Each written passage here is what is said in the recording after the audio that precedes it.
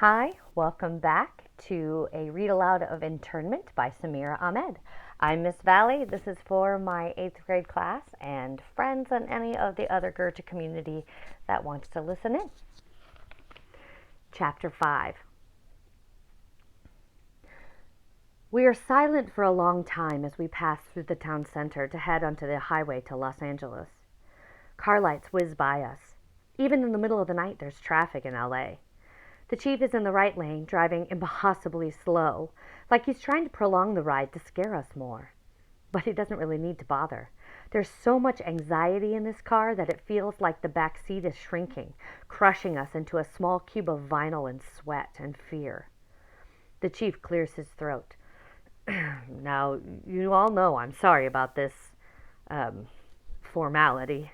Doing my job, following orders that came from far above my pay grade. I'm sure you folks will be cleared in no time. The bigwigs need to see that you're not a threat. He's trying to fill the silence because he's uncomfortable, but all he's done is make it worse. My dad continues to stare at his own feet. My mom takes his hand. Say something, I want to tell them. Call out. He knows us. Ask him how he can do this.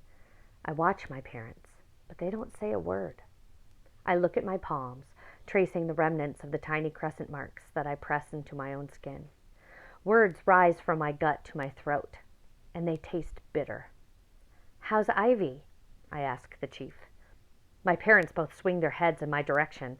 My mom grabs my hands and squeezes it, an indication I should stop talking. But fear and anger are waging a war inside me right now, and I can't stop myself. If I can't leave this car, if I have to hear the chief's following orders excuse, the least I can do, the only thing I can do, is remind him that he knows us. He's escorting us away from our whole life, and I don't think it's my job to make him feel comfortable about that, even if my mom is giving me the death stare to silence me. Did she decide on a college yet? I don't have the energy or acting skills to make my voice sound chirpy like I want to. So my delivery is totally deadpan, which I suppose fits with how I feel. I see the chief glance into his rearview mirror, and I make eye contact with him for a second before he looks away. She's fine, thanks for asking. Not quite settled on a school, though. Yeah, I say. I know the feeling. Maybe my mom is right when she says I'm sometimes stubborn for no reason. I imagine they aren't saying anything because they're afraid something worse could happen. I'm not sure what else we can lose, but if I'm being honest, I'm terrified that we'll find out. Union Station in Los Angeles is an Art Deco Mission Revival mashup wonder of inlaid marble tile, vaulted wood ceilings, and light fixtures that would make Frank Lloyd Wright proud. We've been here before. Normally, I'd close my eyes, ignoring the gum wrappers and wadded up tissues that litter the sticky floor, to wonder at the echo of a time when people dressed up for dinner on trains, with names like the Sunset Limited and the Pacific Sunrise, when train travel was romantic and featured in black and white movies. But now, as I stand outside in the broken quiet of the night, my synapses are firing with a million questions at once. I wrap my arms around my body, literally trying to hold myself still, because my fight or flight adrenaline is in overdrive, and I don't know which way it's going to lead me. Both, I think. There are guards here, too, the same ones who were at my house, but more, dozens more. This time, under the glare of extra lights that have been set up outside, I've focused so I can see them more clearly. There's been increased security in public places, airports, train stations, even shopping malls. Somehow, seeing soldiers with giant guns strapped across their chest always made me feel more scared and less safe. Maybe scaring people is part of the plan. But the soldiers here, the Exclusion Guards, their sandstone-colored uniforms look crisp, new. Jacket, pants, cap, boots, and bulletproof vest. Like the kind the police have, but more heavy-duty, and with shiny black plates across the front, like something Batman might wear. Our military is diverse, but not this shiny new branch. They're all white, it seems. A victory for nostalgic racists longing for the good old days of segregated units and separate bathrooms. A gauntlet of guards lines the sidewalk to the entrance, some at the curb, others with their back to the stone building, their eyes alert. Their fingers aren't on the triggers, but the air is so charged it feels that way. I notice an American flag patch on each soldier's sleeve, and below that a black rectangle with Exclusion Authority embroidered in white. Outside the main entrance of the train station is the first checkpoint, a series of desks. That's what the chief calls it. There are a couple dozen other people lined up, each with a bag in hand. Some other DCs, an African American family, a few people who look like they might be from the Middle East. It's after midnight and everyone looks exhausted, almost jet-lagged. And it's quiet. So quiet you can hear the buzz of the makeshift lighting that has been set up outside. "This is where I leave you," the chief says, as if he's dropping us off for a vacation instead of pointing us towards a sign that shows people where to line up according to last name, which is next to a sign that with enumerated instructions of what to do. This is Los Angeles. I'm used to seeing signs in public places with instructions in multiple languages. But not here. English only. And the chief gestures us towards a damn desk. So casually. As if men with giant guns meant to keep us quiet and herded in is normal. It's not normal. So why are people acting like it is? The chief extends his hand towards my dad, who takes it in his own. But when I see my dad's face, he almost seems as surprised as I am that he's acquiesced to this handshake. Maybe it's a reflex he couldn't help. "Good luck, Ali," the chief says, then quickly darts away as if he's the one who's afraid of us. The irony is not lost on me. "Thanks for your service, Chief." I don't hide my sarcasm. My mom shushes me, even though the chief is probably no longer in earshot. "Layla, you really need to watch your tone," she whispers. "You're far too sarcastic for your own good. There might be a time for it, but it's certainly not right now." I shake my head. "Mom, I think tone policing is the least of our problems." "Maybe," my dad adds, "but your mom is right. Don't draw attention to yourself. We need to blend in if we're going to get through this." This? I don't suppose any of us know what to call the experience yet. Like World War I wasn't called that when people were fighting it. How could it have been when they didn't know what would come after? Anyway, probably no one is thinking about an appropriately weighty yet catchy phrase to call our quarantine right now. We're all too busy looking away and trying to believe it's a collective nightmare we will eventually wake up from. I guess it's pretty bad when a nightmare feels like a privilege. We approach the station for A through E. It's essentially a small desk with a black suit behind it. "Reassignment documents," he demands. An exclusion guard at his side looks up and away, not making eye contact, like everyone else. I wonder if it's in their regulations. No eye contact with Muslims. My dad hands him the documents we were given back at home. Home. It's disconcerting to even think about what's happening there. Are the suits ransacking it, destroying our things? The black suit takes our cards from my dad and places each one over a reader, the kind the TSA uses to scan your passport when you come back from a trip abroad. He hands them back to us. "Go inside. Report to window 3 for your IDs. It will be on your right as you enter the building." We shuffle inside Union Station along with nameless others. There are at least 100 people in line at the old ticket windows, struggling to find a place to look that isn't a painful reminder of what our collective reality is. All of them with a bag in hand and a stunned look on their faces. Someone cries out, breaking the silence.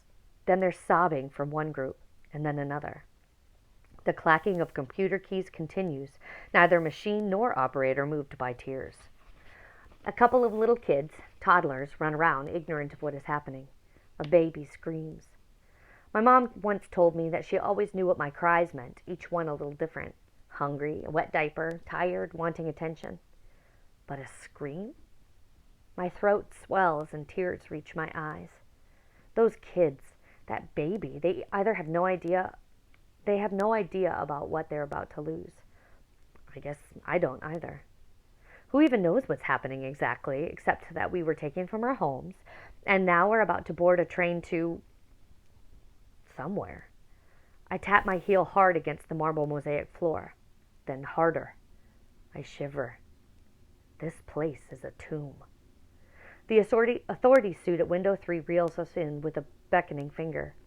My dad hands over our cards with the QR codes. The suit grabs my left hand and tries to pull it forward, but I snatch it back, a natural reaction to his unwelcome touch. The man raises his eyes to meet mine, his jaw set. He turns to my dad, and then looks like he's going to call a card over. My dad grabs my hand and offers it to the suit. She'll comply. That's what he says. My jaw drops. Those words, she'll comply. We will do what we're told. We'll go along. We won't cause trouble.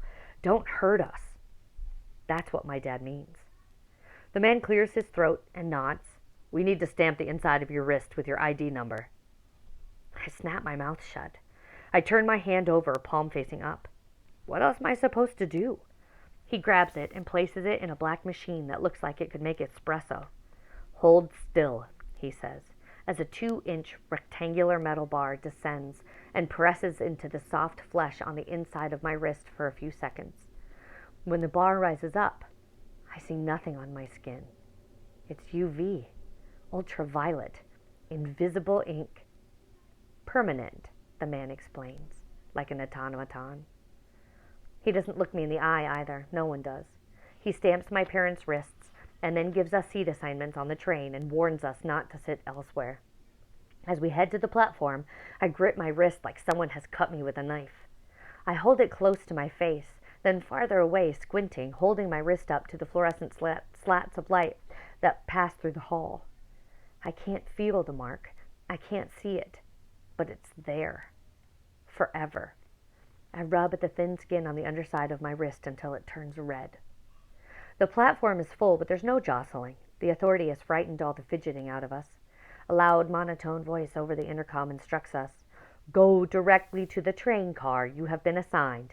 Present your left wrist for scanning as you enter the car. Sit in your assigned seat.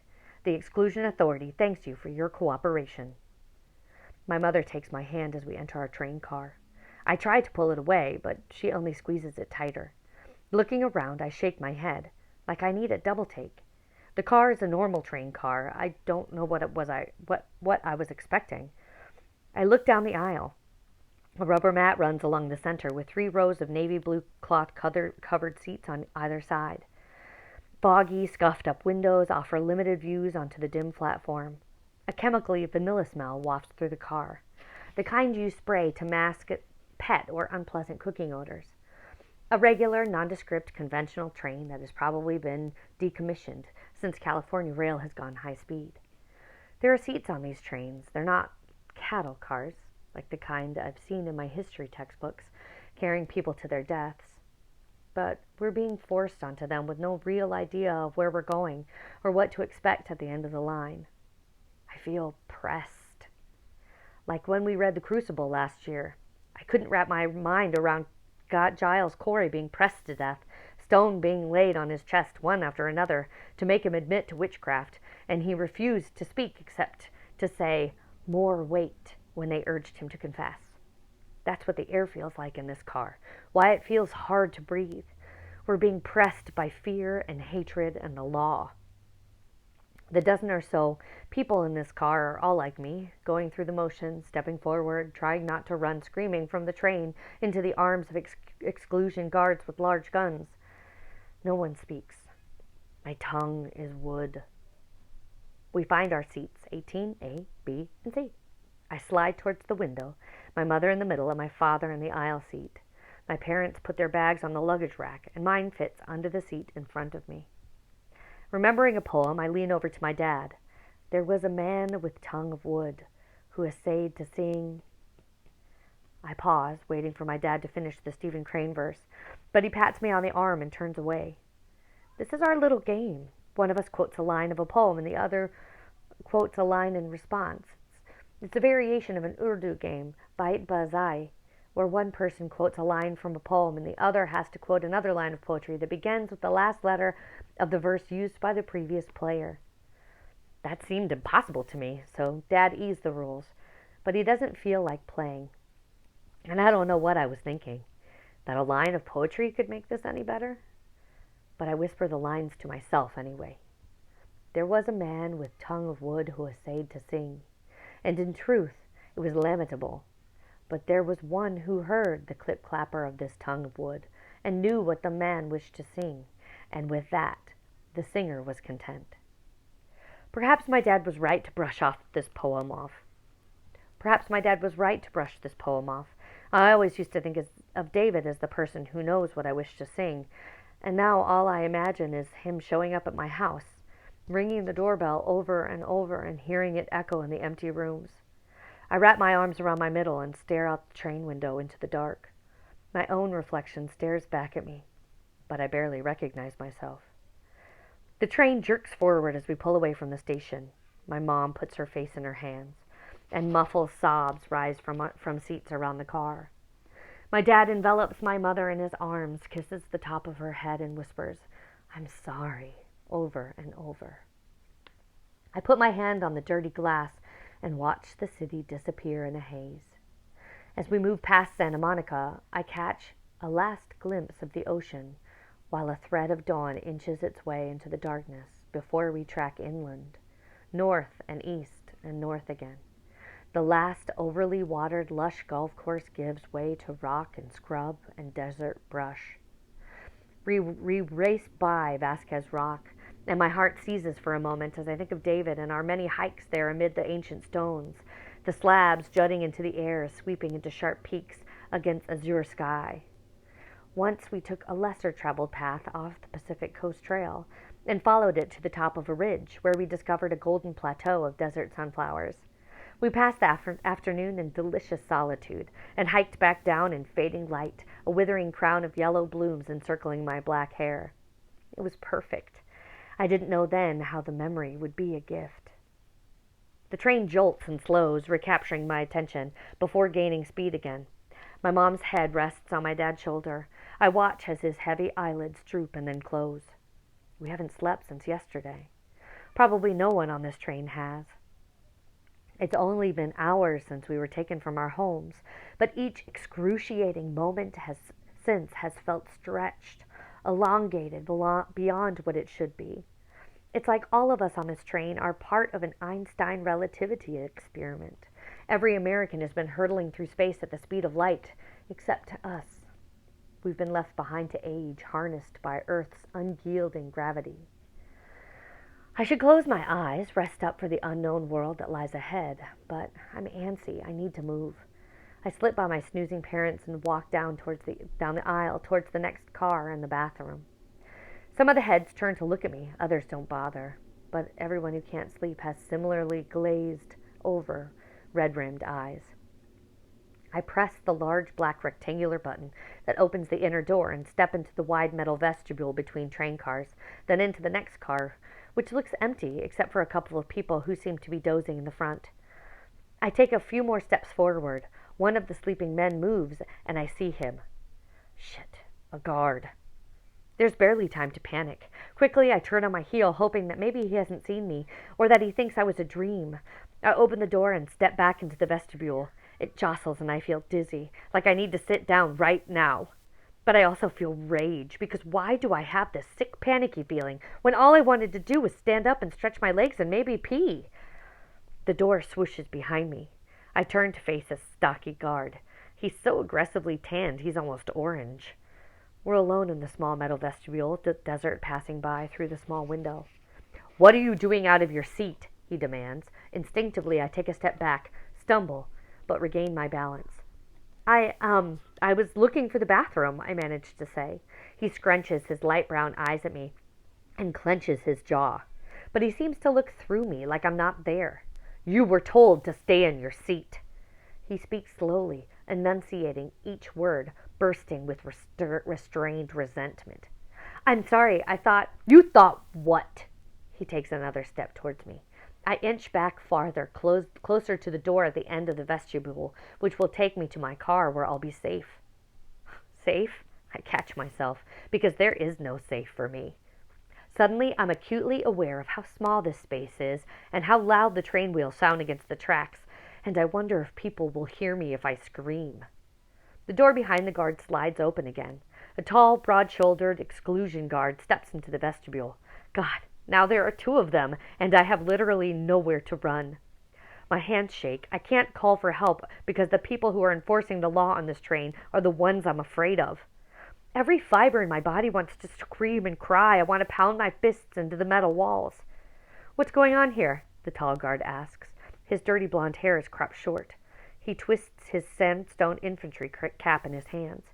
His sleeves are rolled up, exposing a small tattoo on the inside of his right forearm. 2 arrows crossed, an N between the arrowheads. I turn my eyes away so he doesn't see me looking. The stocky guard straightens up and salutes. I guess the Exclusion Guard have ranks too. Sir, this internee was out of her seat, sir." The word slaps me across the face.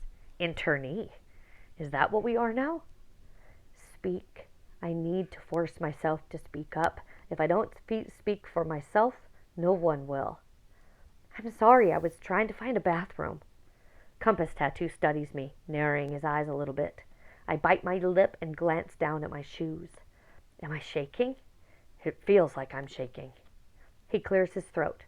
"Private, I think we can let this slide." "Sir, the internees were given clear orders, and so were we." "There are bathrooms on this car for a reason. We can't expect all of them to stop having bodily functions, can we?" The stocky guard glares at me, shifting his weight from one foot to the other, then squares himself to the other guard. "No, sir."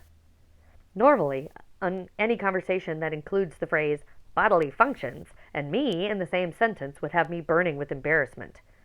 But not now. Now I'm enraged because my bathroom use has to be regulated and is up for debate. "You can go back to your seat, Private." "Yes, sir. Sir." The guard says and steps back into his car. I watch the door slide shut. "I still have to use the bathroom," I blurt out. I don't know why I say this. I should go back to my car. I don't even really need to use the bathroom, but I feel somehow I should assert my right to do so, which is maybe a stupid hill to die on. Compass Tattoo nods. "Fine. Then hurry up and get back to your seat. And stay there." I can't tell if his words are a caution or a threat. I've mostly been trying to avoid looking at the guards directly, but as I turn to leave, my eyes raise to meet his. He holds my gaze. A caution or a threat? And that's the end of Chapter 5. See you tomorrow for Chapter 6. I hope everyone is doing well. Miss you.